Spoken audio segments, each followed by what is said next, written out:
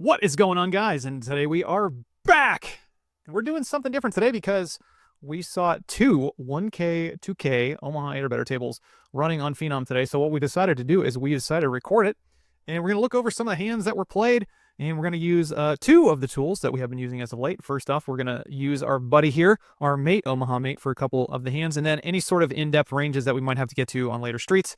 We're going to also use Pro Poker Tools Odds Oracle at the same time to look. So we'll just jump right in. But to kind of go over the players real quick, we have a three-handed table here with Victor Blum. I am going to botch this name so bad. I do not know who this person is, and there's not much online about this person at all. I'm going to call him Ben. So Ben over here. And then Johannes Becker is also playing in this table. And I will say, going forward with respect to reads and things, I would say that as I know him, Johnny is very well studied in most, if not all, the games. So if you see a lot of his ranges, I would expect him to be close to correct, if not really correct. Victor, I'd say, is a little bit wider. We saw this a little bit too in the 10K08 if you decide to watch the 10K08. He's playing a lot of hands. And Ben at the same time too, I'd say, is kind of in between. I've seen a lot of, I would say, loose-ish opens, but that might just be lack of experience or just kind of maybe not just fine-tune in some of the pre-flop stuff. And then over on the other table, Gordo is also playing in the 1K, 2K game. So very well studied, very good player at the same time too. So again, the other thing is I'm going to make this caveat ahead of time. I'm making these observations based on what I see. These guys have probably played a fair bit against each other, so there's going to be some extra reads going on. For example, if like Victor opens button, I expect that the ranges that he's going to be 3-bet against by some of these players is going to be a little bit wider because his opening range on the button seems to be something like 80% when it should be about half of that. So again, we will be looking into some of these spots generally, but again, if I miss something here, there might be something that these players might be exploiting because there might be something else going on. So without further ado, or me rambling here, let's jump into hand one. Hand one here is going to be between Ben and Johnny. So we'll jump in. I got to play a little bit quicker, and these guys do tend to play quick anyway, so we'll slow down and back up if we have to. But Ben's going to open the button. Johnny 3-bets big blind. And Ben calls. And the flop comes 10-9 deuce. So I would say generally on this board texture here, Johnny, for the most part, when the deuce hits, I would say that Johnny has a fair bit of two pairs. Not like a ton, because obviously like the 9 is not going to be a card too often in his betting range. But, you know, I would say like range on range, it's relatively close who has the EV on this board.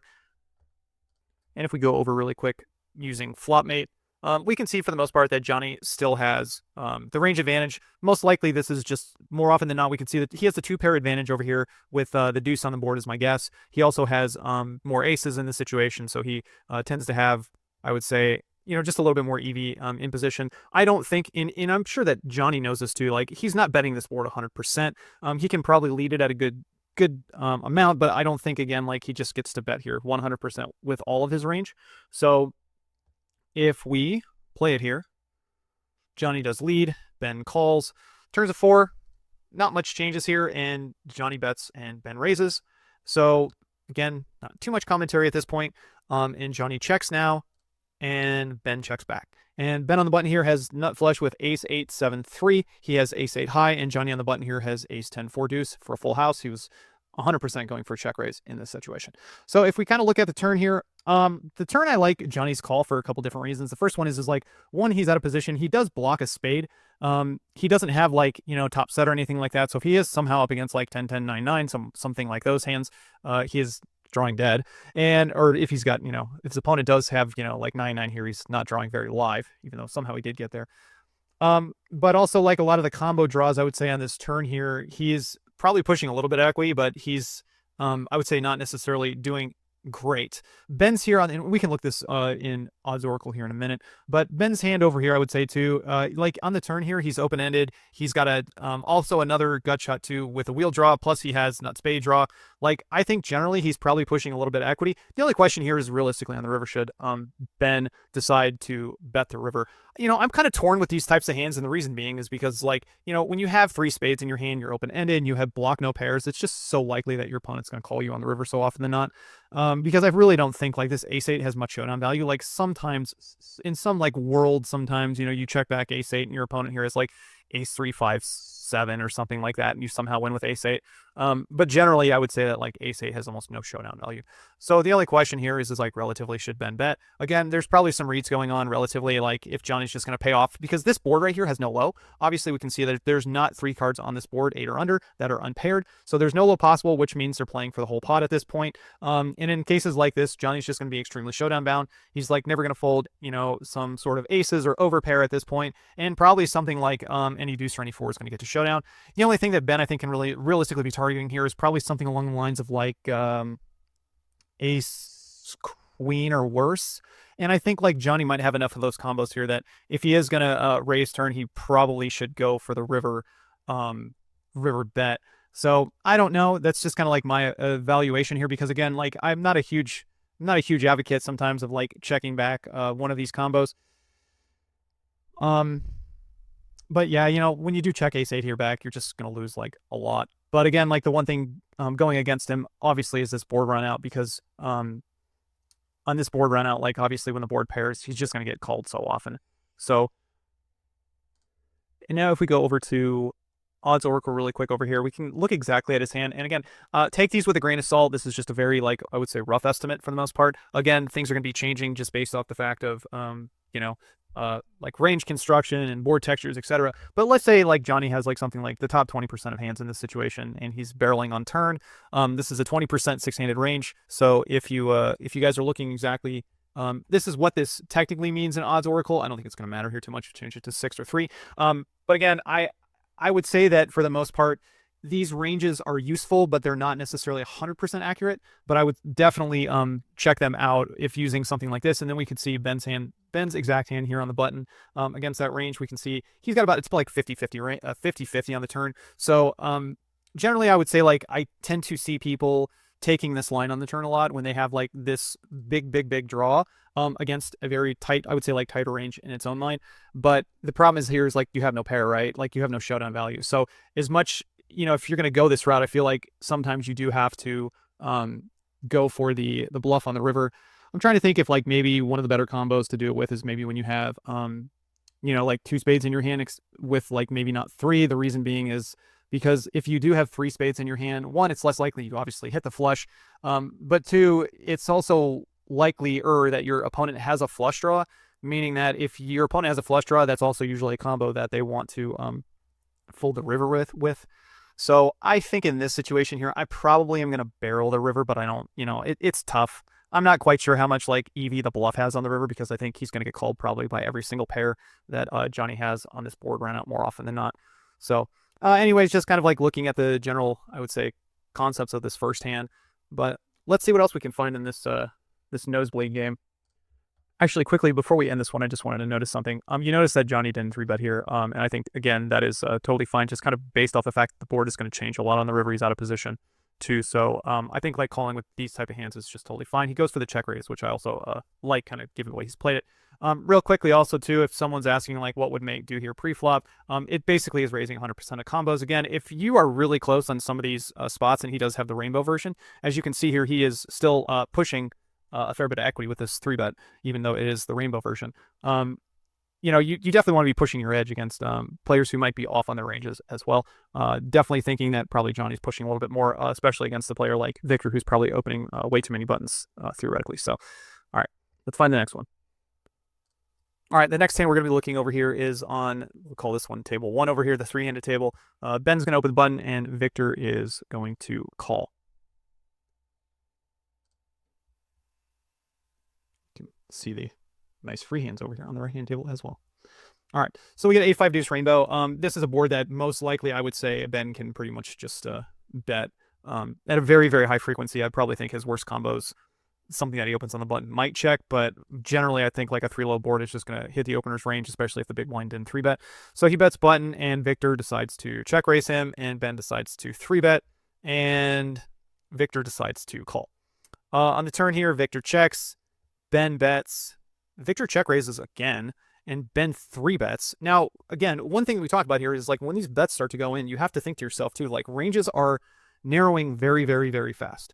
So if you kind of look at this board, what do you think? Usually I would say more often than not, Victor has made a straight here, and Ben, I would say like a lot of times here is like ace 3 with nut spades, or maybe like ace 4 6. That makes some sense. But you got to think too, like, the more bets you put in, the narrowing of the range is very, very, very quickly. So usually someone is going to have close to nut nut or nut nut draw, or nut nut with backup, or like nuts with backup, like ace 3 8 8. That makes a little bit of sense here too. Like ace 3 in a set, I would say. But we'll go and see how this one plays out. And Victor checks, and then Ben bet. I think Ben bets, right? I just want to make sure this is right before I say it, but I'm pretty sure Ben bets the river. Makes a lot of sense. Yeah, okay. He bets and calls. They just play really fast. Okay, so let's talk about flop, turn, and river real quick. All right, pre-flop, I don't think there's any sort of, you wouldn't even need to look this one up in mate. Ace is opening pretty much from any position, is opening from any position, and 9 3 5 6 in the big blind is just a call and defend, especially given like the suits. So on this board, when Victor goes for a check raise on this flop with the 3 6 and a gutter, so he's basically got a double gutter with a 7 and a 4, plus he has a pair of 5s. I think it's okay. One of the things that's obviously I struggle with a little bit on this board with his hand is the fact that he doesn't have an ace in it. Because if he doesn't have an ace in it, it's just so much more likely that Ben's going to have an ace in it. You do want to protect some of your combos in this I would say range in general when you do have something along the lines of like a double gutter, low pair, something along the lines of that. And I think like this, since this is one of the weaker ones, I would say this is okay. We can actually throw this one into flop mate real quick. And when we load up flop mate, we can see over here that, again, the 9 3 5 6, even though this hand like looks really pretty with the double gutter, low pair, he's not pushing that much equity on this flop as you might think that he is. He is basically an equity favorite, but it's basically a flip. So again, like I like to add some of these hands in my calling range. If I'd say all 4 cards were working for me here, like if I had 2 pair with 3 6 or something along those lines, like I think that makes a little bit more sense for me to go for the check raise. But with the 9 in my hand, I think again like that card's working against me a little bit here, that I do want to add some of these type of hands in my check calling range.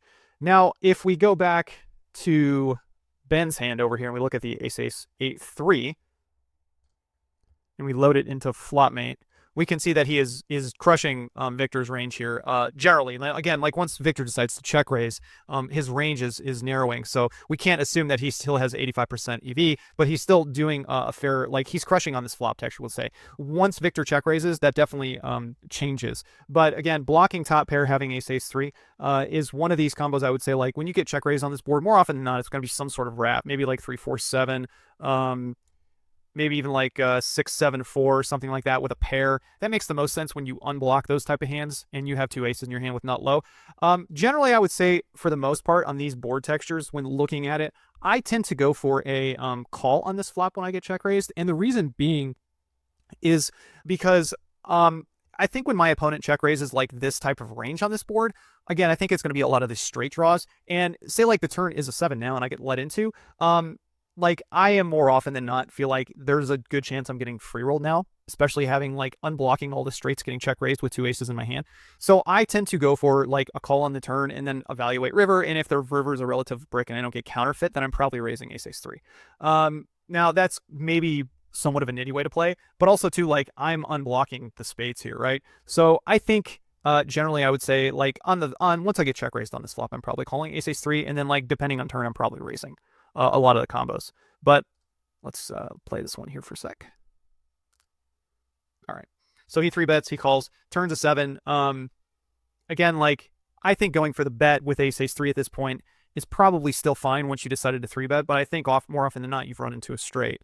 So the problem here is if you've run into a straight and you have ace 3 with no spades and nothing else, you're getting free rolled at this point. 9 6 is not technically free rolling you, but 6 4 is at this point, and there's also some other combos here that are still in pretty good shape against you. Like if you have, say, like I just put it this way, like if your opponent here has a straight, like the only thing we're really worried about with his specific hand is a straight, but a straight is technically free rolling Ben here on the button. So I think once he gets check raised here, even though he decided to go for what I tend to think is kind of a thin bet, I would still go for a just a call in this situation, because I do think he is getting free rolled. And some people might say it's like, well, he's trying to push an edge against Victor. Like, I mean, I get it, but like, Victor at this situation is also, he understands like what the strength of his hand is.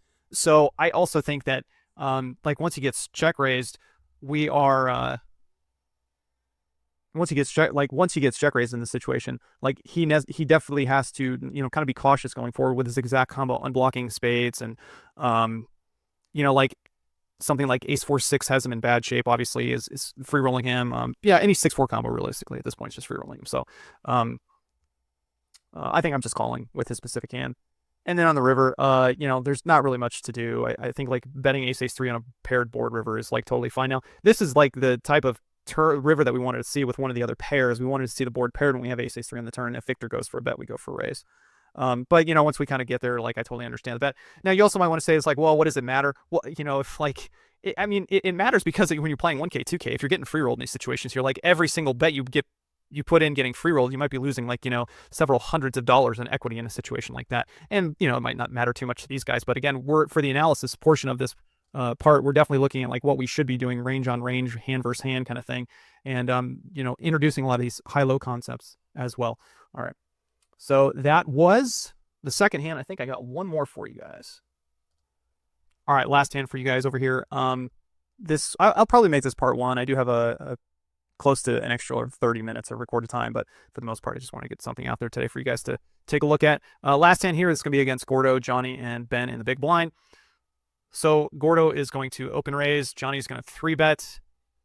Ben is going to call, and Gordo is also going to call. Again, I would definitely note, because I think the big decision point here in this hand is actually for Johnny. So going forward with this hand, like let's start off and kind of narrow some things down. Like the first thing here is like Ben decided to call. I would say, like, again, this is a 5-bet cap range, so like we can remove the strongest parts of his range, like probably the top 10% at this point. And then same thing with Gordo's range here. Like when he decided to call, like we can remove again like part of the range as well. So when it checks to us and we go for a bet, and it looks like it just check calls around. Now the turn is a 6 of diamonds. So at this point, checks to Gordo, and Gordo leads. And again, we'll kind of get to the analysis here, but we'll just play this hand through really quick. It does seem like Johnny has kind of a decision here. He isn't in another hand though, but he does elect to call. And then Ben also calls, and then it goes check. And when Gordo checks this river, like usually this is I would say, a one-way low hand, because like ace queen probably check raises the flop. Maybe ace 6 with like some sort of combo might lead the turn, but I also think it bets the river. So say he's got like ace 6 4 7, that would make a little bit of sense to me, because again, he's got a hand that I would say is it's not unscoopable, but it's very hard to scoop a 4-way hand. Like you need to have 4 cards to scoop him in this situation. Like all 4 cards in Johnny's hand needs to scoop him if they were heads up in this situation. So when he checks this river, it definitely seems like something is somewhat amiss. And then Johnny's going to go for a bet, Ben's going to call, and Gordo calls. And if we see the hands here, Johnny on the turn had second nut low with deuce 5 and ace 10. Ben also had deuce 5 on this turn. He had 8 5 deuce deuce. We'll get to that, but basically this is not a call, pre-flop in the big blind. And then Gordo on the turn, he has 2 pair with 4 5 and elected to lead into Johnny. And I also think like this turn lead is okay, and I think like the way this hand's kind of played out is also fine. I see people tend to like check raise this flop with like his hand, this 6 4 5, and I think it's a mistake just generally. But I like the way Gordo played this hand. For what it's worth, I think if I get to this river with Gordo's hand, I think I bet for value. I think this is actually technically a value bet. I don't think you're going to scoop, but I think the way this hand is played out, it's so unlikely that we don't get scooped the other way. Again, your opponent here, he does get scooped by Johnny, but Johnny has to have this 4-card perfect hand to scoop him. And yes, it is technically 3 ways, so you do have to beat both people. But you might also get your opponent to fold something slightly mediocre, or just pay off you a little bit lighter here as well. Like maybe they decide to call with 4 7, hoping you get half as played, or maybe like ace king high in this situation too. So I think there's combos here that Gordo's hand does get flatted by. Now the real decision here for me would be on the turn with Johnny's exact hand. Now again, he has ace deuce 5 10, and when Gordo leads this turn, like Gordo didn't check raise the flop, so I'm not really too concerned about like the deuce 4 5 combos. I think like Gordo's hand is just pushing too much equity in a 3-way pot with that hand not to check raise. I don't really think here he has like the ace queen type hand. So what hand specifically can like Johnny go for the race here with? And again, when he has this like combo, when he has like second nut low and an ace with the 10 kicker, we can throw that type of hand into Odds Oracle real quick. We can see, and this is what I did basically with Johnny's hand. I gave him the ace 10 2 deuce five, no flush draw in this situation. And I kind of like give what I think what a reasonable leading type hands for Gordo is. I didn't put in an exact range, but usually if you throw in a bunch of the different hands for the most part, it kind of like nullifies the range and gives you a good example. We can see that like Johnny here is pushing roughly 60% equity against like what we kind of perceive as leading range for Gordo. And like I would say like a lot of these hands make sense if you kind of look at the board texture again. If you look at the ace queen 3-6 over here and Gordo leading the turn, I would say like 3-4-5-6 makes sense. Ace 4-6-7, 4-5-6-7 maybe as well. Something like an open ender. Maybe he's even, if we do something like this, include like some of these combos. Like let's give him the best combos, right? Like diamond. Let's include diamond diamond in there. Even something like this, ace deuce 5-6, include diamond diamond. Let's see if it changes a little bit. Like not much. So even some of his best combos here where he does have flush draws on these turn, Johnny's hand is still pushing about 60% equity against Gordo's range. So usually in these situations, I elect to raise to try to get heads up and put any sort of mediocre hand that Ben has in a really rough position, because if he does have something like second nut low in this situation, or third or fourth, or maybe like ace 3, you probably want to be raising something like some ace queens with some backup as well in this spot to try to isolate and get it heads up, given the pot size is pretty big at this point too. So I think Johnny's hand actually on this turn is probably a raise given Gordo's range. And again, that's my opinion. Like Johnny might have more, probably has tons more experience. I have played with Gordo, I have played with Johnny, but they probably played a ton more together than I've ever played with them. So they probably know each other a little bit better. So again, this is just like my read on the situation. But I do see a situation like this where you kind of have like this, pretty good low and mediocre high, where your opponent needs an exact forehand to scoop you, and we're not like technically getting scooped on this turn by a lot of these hands. We can, like, I would also say if we add something like deuce 4, again, I don't think he's got a 5 in his hand, so like I don't really think Gordo has ace deuce 4 here either, because if he had something like ace deuce 4, he would probably go for some sort of check raise. In a 5 doesn't seem like a very likely combo. He can have nut low here. I didn't give nut low in this range real fast, so let me see if I can give him maybe just a little bit better of a range. So what I decided to give Gordo over here too, and you do see the range narrow a little bit, but again, this is one specific combo too at the same time. This is more range specific too, so it technically adds more hands. So if we just like quickly remove this one, this is a big difference here, right? So right now there's 162 combos, and if we hold on one second, cut it. It still says 162 hands, which oh, I'm sorry, I'm looking at bottom. 873, sorry. Wrong one. And then if we post it back in, we add a ton more actually combos here, which is kind of interesting to me. So if Gordo does have something like this on the turn, which he leads, and we basically gave him like all the combos of like he's opening, deuce 3-4 with like a suit in this situation. So like king deuce 3-4, and all the way up to like pairs in this spot as well. So it actually becomes a little bit closer than I had kind of envisioned. He does have to have like this kind of specific combo, but this kind of specific combo, given the range dynamics, and let's be honest here, like we can remove some of this, because like this diamond includes like king deuce 3-4, 9 deuce 3-4, all diamonds. I'm not going to narrow the range down that much in that situation, but if we remove some of the combos here, it's still going to push the equity in Johnny's favor a little bit. So Gordo is definitely not opening all combos of this exact combo here, but he's definitely opening like deuce 3-3-4, deuce 4-3, kind of stuff like that. It's still tough because I do think that Gordo for the most part is going to check raise a fair bit of the nut low combos on this board, probably with pair, probably with like extra backup, things like that. So again, we're just kind of like using rough math really quick to kind of give an estimation of the ranges.